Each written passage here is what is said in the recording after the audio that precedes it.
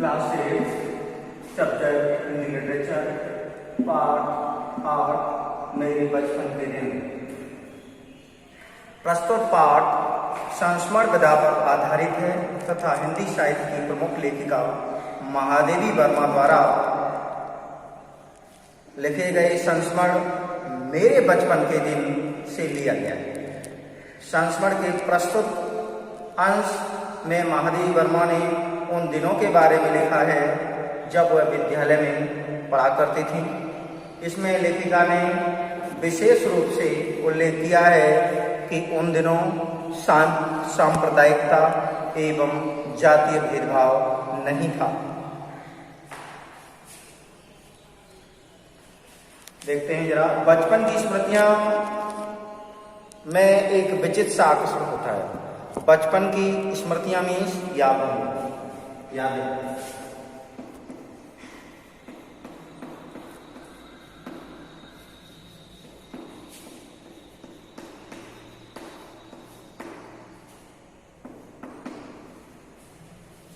अजीब सा यानी विचित्र या अजीब सा आकर्षण होता है, अपनी तरफ वो खींचती हैं हमें। बचपन के दिन हर किसी को याद रहते हैं और उनको याद करते हुए लोग अपने पुराने बचपन के दिनों में खो जाते हैं। कभी कभी लगता है जैसे सपने में सब देखा होगा, कभी कभी ऐसा भी प्रतीत होता है कि कभी सपने में ऐसा रहा होगा। परिस्थितियां बहुत बदल जाती हैं और धीरे धीरे क्या होता है, वे समस्याएं जो परिस्थितियां हैं वो बहुत ही ज़्यादा चेंज हो जाती, परिवर्तित हो जाती है। अपने परिवार में मैं कई पीढ़ियों के बाद उत्पन्न हुई। लेखिका कह रही हैं कि मैं अपने परिवार में बहुत पीढ़ियों बाद, लगभग 200 वर्षों बाद किसी लड़की का जन्म हुआ। उत्पन्न मीन्स पैदा हुई।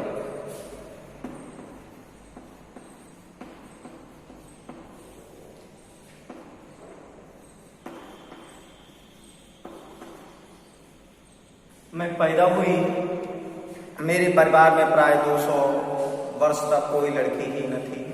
मेरे परिवार में लेखिका जी कह रही हैं कि 200 वर्षों तक किसी लड़की का जन्म नहीं हुआ था। 200 वर्षों तक लड़की का उस परिवार में अभाव रहा। सुना है उसकी पहले लड़कियों को पैदा होते ही परमधाम भेज देते थे। सुना जाता था कि पहली लड़कियां पैदा होती थीं और पैदा होने के तत्पश्चात लड़कियों को तुरंत ही स्वर्गधाम यानी परमधाम यानी स्वर्ग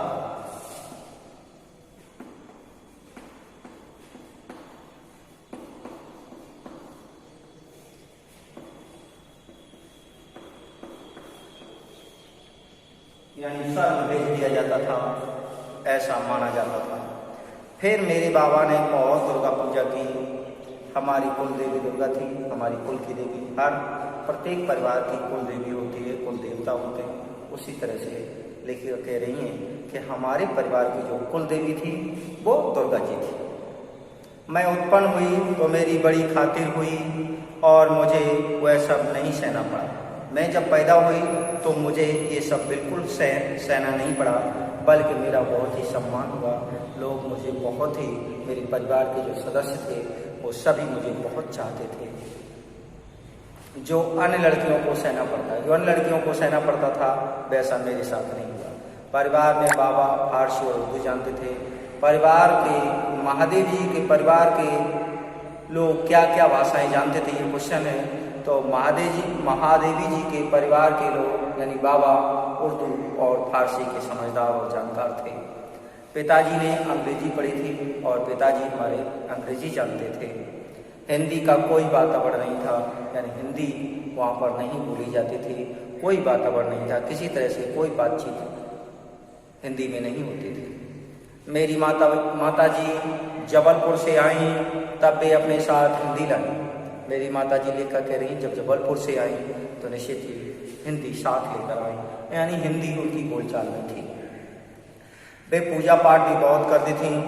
लेखिका की माताजी क्या करती थी? लेखिका की माताजी प्रतिदिन पूजा पाठ करती थी।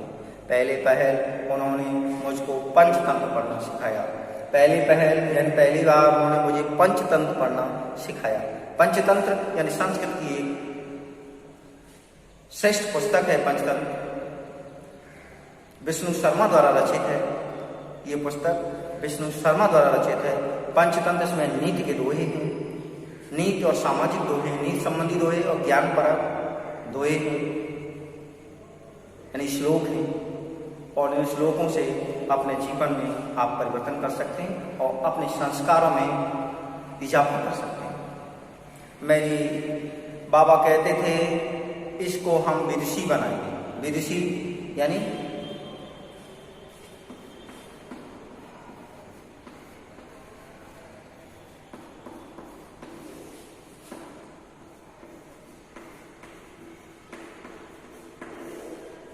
विदुषी और विद्वान। विदुषी स्त्रीलिंग है, विद्वान पुल्लिंग, यानी विद्वान पुल्लिंग है तो स्त्रीलिंग, यानी विदुषी महिला बनाएंगे, विदुषी लड़की बनाएंगे।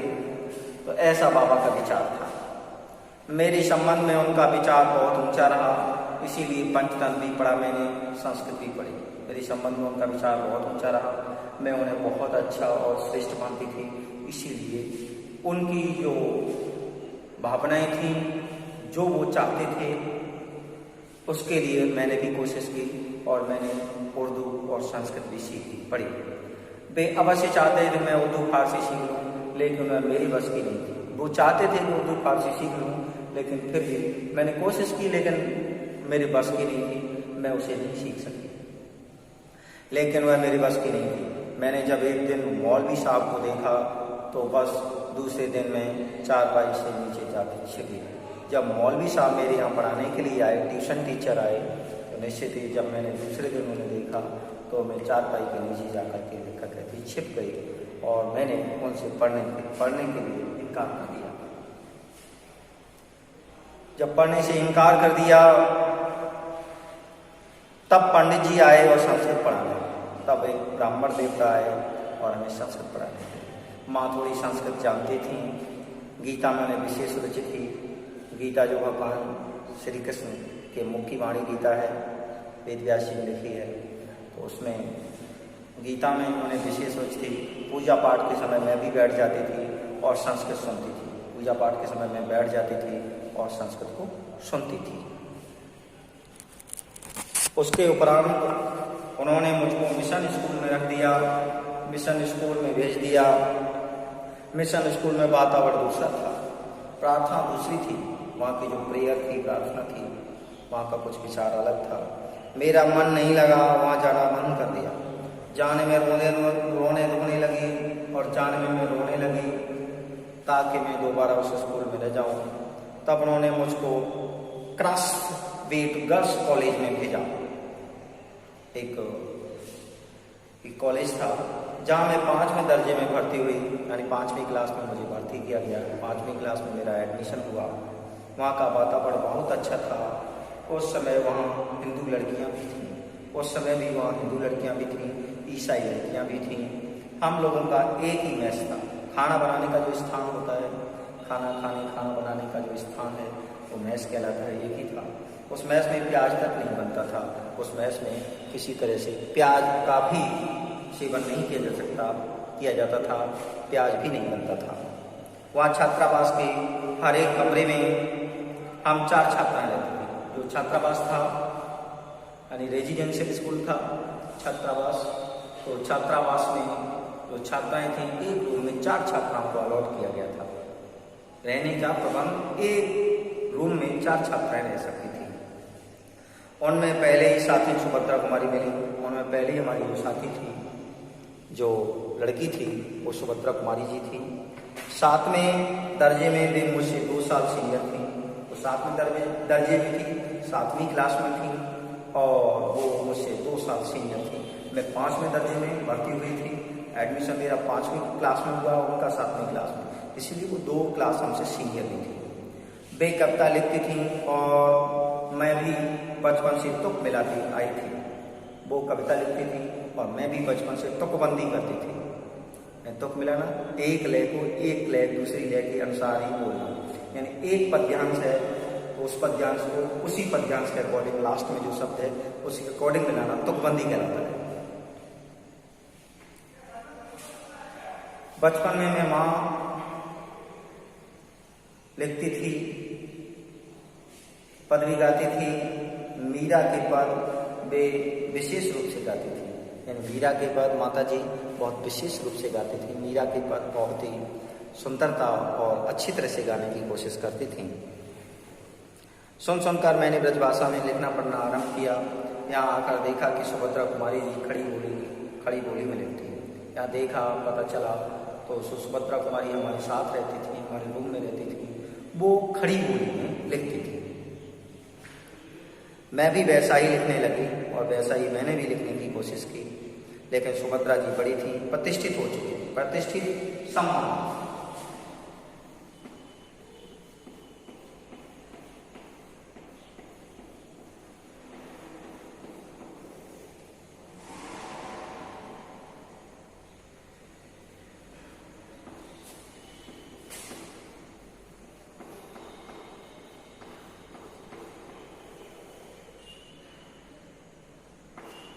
उन्हें कविता लिखने का बहुत बड़ा अनुभव था, इसीलिए सभी लोग उन्हें जानते थे और वो सभी लोगों में सम्मान का पात्र थे।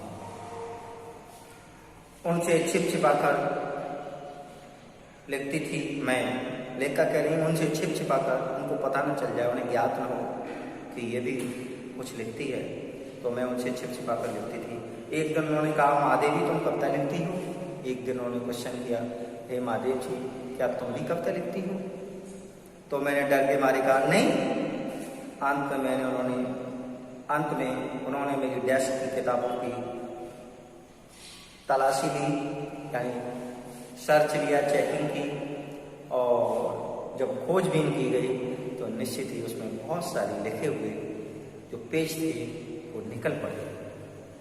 एक हाथ से मुझको पकड़ा और पूरे हॉस्टल में देखा, हॉस्टल छात्रावास, हॉस्टल में छात्रावास,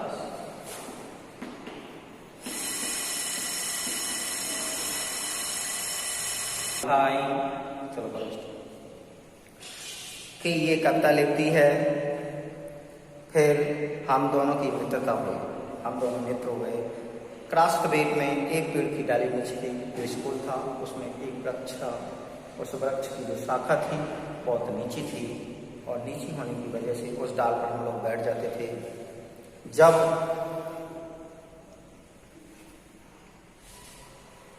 और लड़कियां खेलती थी तब हम लोग तुक मिलाते थे, और लड़कियां खेलती थी तब हम लोग तुकबंदी करते थे। फिर यहाँ कब सम्मेलन होने लगे तो हम लोग भी उन्हें जाने लगे। हिंदी का उस समय प्रचार प्रसार था, हिंदी का प्रचार प्रसार बहुत ज़्यादा था। मैं सन 1917 में यहाँ आई थी,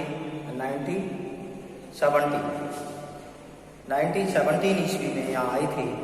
उसके उपरांत गांधी जी का सत्याग्रह आंदोलन हो गया और आनंद भवन स्वतंत्रता के संघर्ष का केंद्र हो गया। सत्याग्रह आंदोलन स्टार्ट हो गया और आनंद भवन था वो स्वतंत्रता संग्राम का मुख्य केंद्र हो गया, यानी अधिकांश लोग वहाँ आने जाने लगे और गांधी जी के सहयोग से स्वतंत्रता आंदोलन स्टार्ट हो गया, चलने लगा। जहाँ तहाँ हिंदी का भी प्रचार चलता था। कभी सम्मेलन होते थे, कभी सम्मेलन भी होते थे, तो क्राफ्टबेट से मैडम हमको साथ लेकर जाती थी। क्राफ्टबेट जो स्कूल था उससे मैडम हमको साथ लेकर जाती थी। हम कविता सुनाते थे, कभी हरिऔध जी अध्यक्ष होते थे, कभी हरिऔध जी अध्यक्ष होते थे, कभी श्रीधर पाठक होते थे, यानी श्रेष्ठ लेखक हैं। हरिऔध कवि हैं और श्रीधर पाठक भी एक श्रेष्ठ कवि हैं। कभी रत्नाकर जी होते थे, रत्नाकर जी एक श्रेष्ठ कवि हैं। कभी कोई होता था, यानी कभी कभी कोई दूसरा भी चेंज हो जाता था।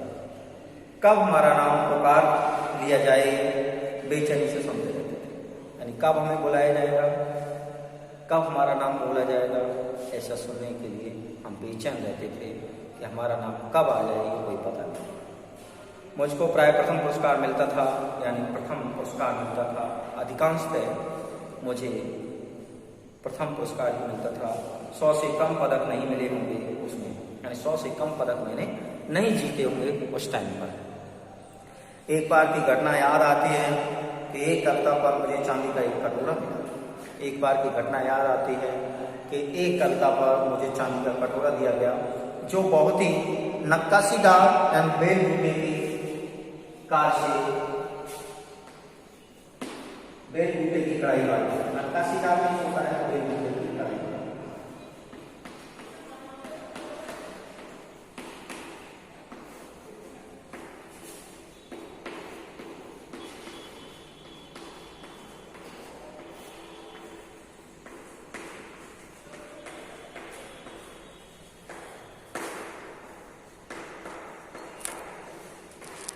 जिस पर बेल बूटे की कढ़ाई थी वो नक्काशीदार मिला। उस दिन सुभद्रा नहीं गई थी, सुभद्रा प्राय नहीं जाती थी तब सम्मेलन में, यानी सुभद्रा जी प्राय कम से तब सम्मेलन में नहीं जाती थी, कभी गोष्ठी होती थी उसमें नहीं जाती थी। मैंने उनसे आकर कहा देखो यह मिला है, यह देखो यह कटोरा मुझे मिला है। सुभद्रा ने कहा ठीक है, अब तुम एक दिन खीर बनाओ और मुझको इस कटोरे में खिलाओ।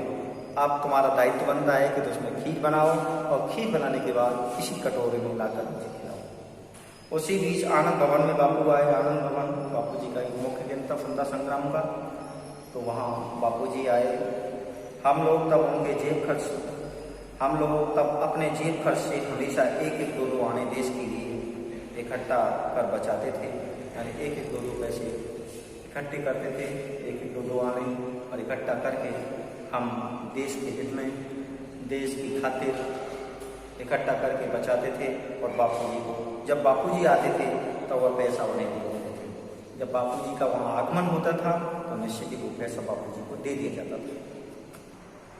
उस दिन जब बापू के पास में गई तो अपना कटोरा लेती गई। लेखिका कह रही है उस दिन जब मैं बापूजी के पास गई तो अपना कटोरा भी लेती गई, यानी कटोरा लेकर मैं बापूजी के पास गई। मैंने निकाल कर बापू को दिखाया, मैंने उस कटोरे को निकाला और बापू जी को दिखाया। मैंने कहा कविता सुनाने पर कटोरा मुझे मिला है, एक कविता सुनाने पर एक कटोरा मुझे पुरस्कार स्वरूप मिला है। तो अच्छा दिखा दो मुझको। तो उन्होंने कहा दिखा दो मुझको, इस कटोरे को दिखा दो कैसा है। मैंने कटोरा उनकी ओर बढ़ा दिया तो उसे हाथ में लेकर बोले, कटोरा उनकी तरफ बढ़ाया तो वो हाथ में लेकर बोले तू देती है इसे। मैंने क्वेश्चन किया तू देती है इसे क्या। अब मैं क्या कहती, मैंने दे दिया और लौट आई। मैंने उसे दे दिया, उन्हें समर्पित कर दिया और मैं लौट आई। दुख यह हुआ कि कटोरा लेकर कहती कविता क्या है। दुख ये हुआ कि कटोरा ले लिया कोई बात नहीं, लेकिन ये पूछना था कि तेरी कविता कैसी थी, कविता सुना, उसके बाद वो कटोरा ग्रहण कर लेते तो कोई समस्या नहीं आती। दुख तो इस बात का है। कविता सुनाने को उन्होंने नहीं कहा। लौट कर जब मैंने सुभद्रा जी से कहा कि कटोरा तो चला गया, सुभद्रा जी से कहा कि कटोरा तो जो पुरस्कार स्वरूप मिला था कविता सुनाने पर वो तो चला गया, अब तुम चाहे चला गया। सुभद्रा जी ने कहा और जाओ दिखाने, चारों तरफ दिखाने गई थी ना, तो और जाओ दिखाने। फिर बोली देखो भाई खीर तो तुमको बनानी होगी। फिर वो बोली खीर तो तुमको बनानी होगी चाहे कुछ भी हो, अब तुम चाहे पीतल की कटोरी में खिलाओ चाहे दूध की कटोरी में। फिर भी मुझे प्रसन्नता हो रही थी कि पुरस्कार में मिला, अपना कटोरा मैंने बापू को दे दिया। फिर भी मुझे प्रसन्नता हो रही थी, कह रही कि जो पुरस्कार में मिला हुआ कटोरा था वो भी मैंने बापू जी को दे दिया। तब उनकी जगह एक मराठी लड़की जब उन्नीस हमारे कमरे में आकर रही, यानी सुभद्रा कुमारी जी छात्रावास और हॉस्टल थी को छोड़कर चली गई। तब उनकी जगह एक मराठी लड़की जिसका नाम जेबुन्निसा था वो हमारे कमरे में आकर रही। वह कोल्हापुर से आई थी, महाराष्ट्र की जगह एक मराठी लड़की जेबुन्निसा हमारे कमरे में आकर रही। और कोल्हापुर से आई थी जेबुन मेरा बहुत सा काम कर देती थी, यानी जेबुन्निसा लेकर के मेरा बहुत सा काम कर देती थी। वह मेरी डेस्क साफ कर देती थी, डेस्क थी वो भी साफ कर देती थी, किताबें ठीक से रख देती थी और इस तरह मुझे कविता के लिए कुछ और अवकाश मिल जाता था, यानी कविता बनाने के लिए और कुछ थोड़ा सा टाइम मिल जाता था। उस समय मैंने यह देखा कि सांप्रदायिकता नहीं थी। सांप्रदायिकता कहते हैं धार्मिक भेदभाव।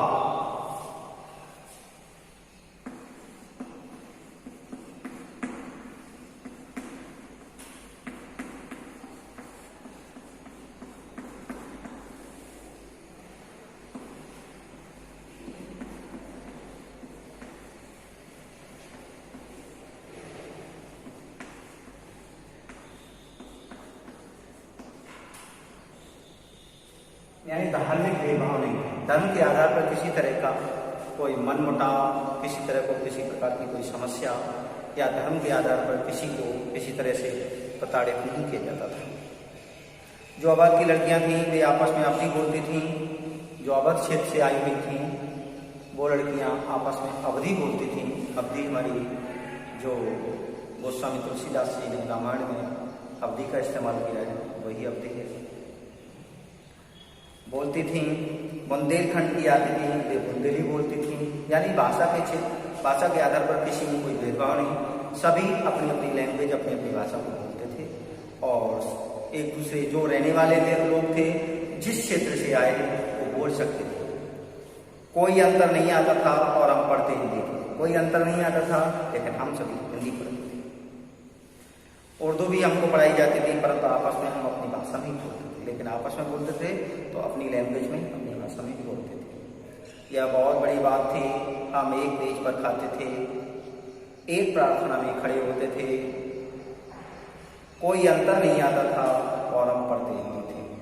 कोई विवाद नहीं होता था, किसी तरह का कोई विवाद आपसी झगड़ा नहीं होता था। एक ही प्रेयर में खड़े होते थे, एक ही मेज पर खाते थे और सभी मिलजुल कर रहते थे। मैं जब विद्यापीठ आई तब तक मेरे बचपन का वही क्रम चला।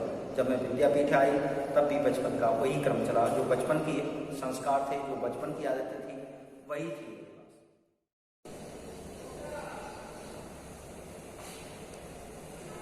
मैं जब विद्यापीठ आई तब तक मेरे बचपन का वही क्रम चला।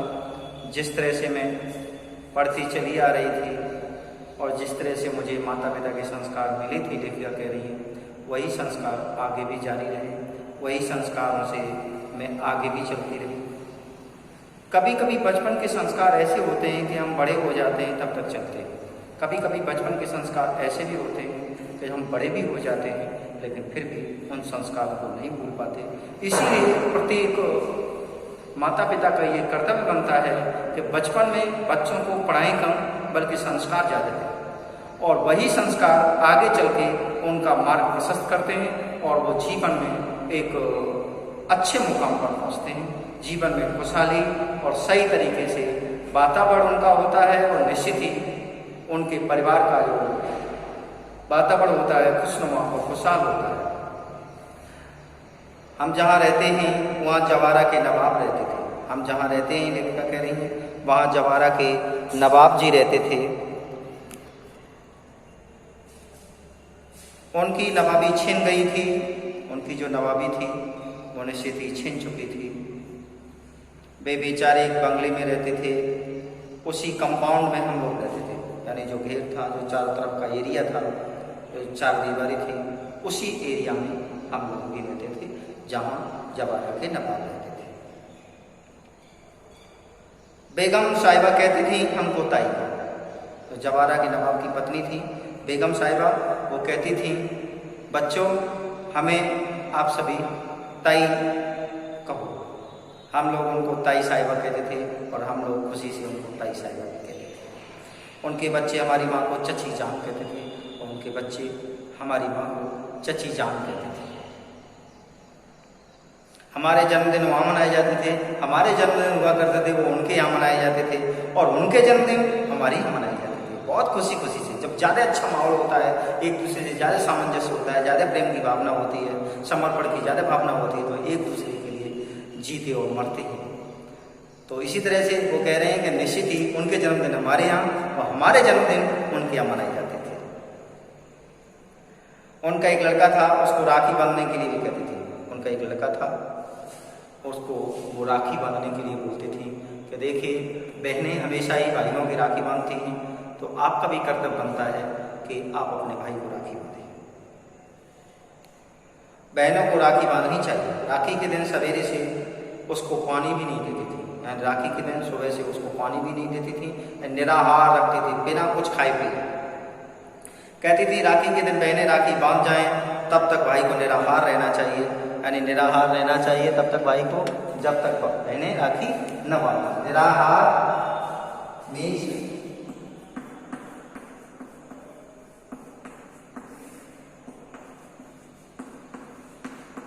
बिना भोजन के या खाने के।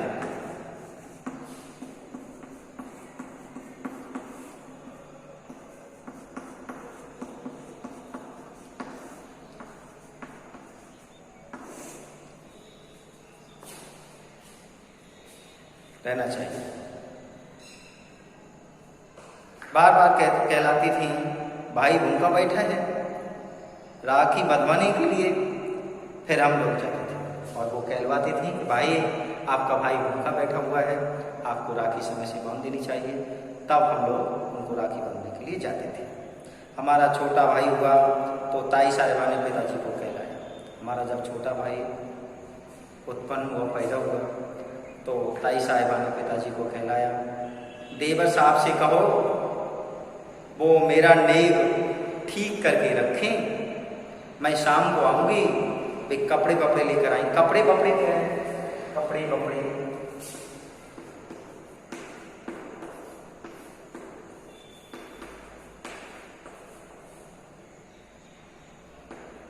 ये नर्तक शब्द है, कपड़े सार्थक शब्द है और ये नर्तक शब्द है।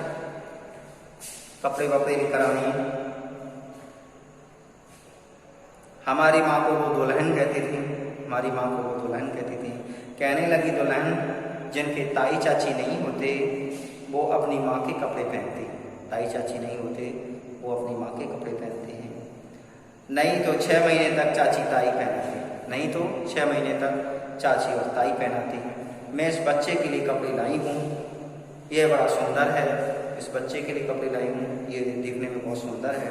मैं अपनी तरफ से इसका नाम मनमोहन रखती हूँ और उन्होंने महादेवी वर्मा जी के भाई का नाम मनमोहन रख दिया। वही प्रोफेसर मनमोहन वर्मा आगे चलकर जम्मू यूनिवर्सिटी के वाइस चांसलर रहे। यानी वही प्रोफेसर मनमोहन वर्मा जो उनके भाई महादेवी वर्मा जी के भाई थे, वही आगे चलकर जम्मू यूनिवर्सिटी के वाइस चांसलर भी रहे। गोरखपुर यूनिवर्सिटी के भी रहे। कहने का तात्पर्य है कि मेरे छोटे भाई का नाम वही चला। लेखक कहना चाहते हैं कि जो ताई जान ने मेरे छोटे भाई का नाम रख दिया वही नाम रहा हमारे माता पिता में। माता पिता ने उस नाम में कोई परिवर्तन नहीं किया और आगे चलकर वो ही नाम रखा रहा। उनके यहाँ भी हिंदी चलती थी, उर्दू भी चलती थी। यूँ अपने घर में वे अवधी बोलते थे, यूँ तो अपने घर में वो अवधी बोलते थे, लेकिन उर्दू और हिंदी भी चलती थी। वातावरण ऐसा था उस समय कि हम लोग बहुत निकट थे। ऐसा वातावरण था, धार्मिक आधार पर कोई भेदभाव नहीं था, सांप्रदायिकता नहीं थी, लोग आपस में बड़े प्रेम भाव और सौहार्द से रहते थे, भाईचारा था। आज की स्थिति देखकर लगता है, वर्तमान की स्थितियां देखकर ऐसा ज्ञात होता है कि निश्चित ही जैसे वह सपना ही था। जैसे तो पुरानी बात हो गई, वो सपने के समतुल्य हो गई। आज वह सपना खो गया। शायद वह सपना सत्य हो जाता तो भारत की कथा कुछ और ही होती। शायद सपना वो सत्य हो जाता तो निश्चित ही भारत की जो कथा है, वो भारत का पूर्व का इतिहास है, हिस्ट्री है, वो निश्चित ही उसमें बहुत बड़ा फेरबदल हो जाता और सामंजस्य का भाव प्रतीत होने लगता। थैंक्स।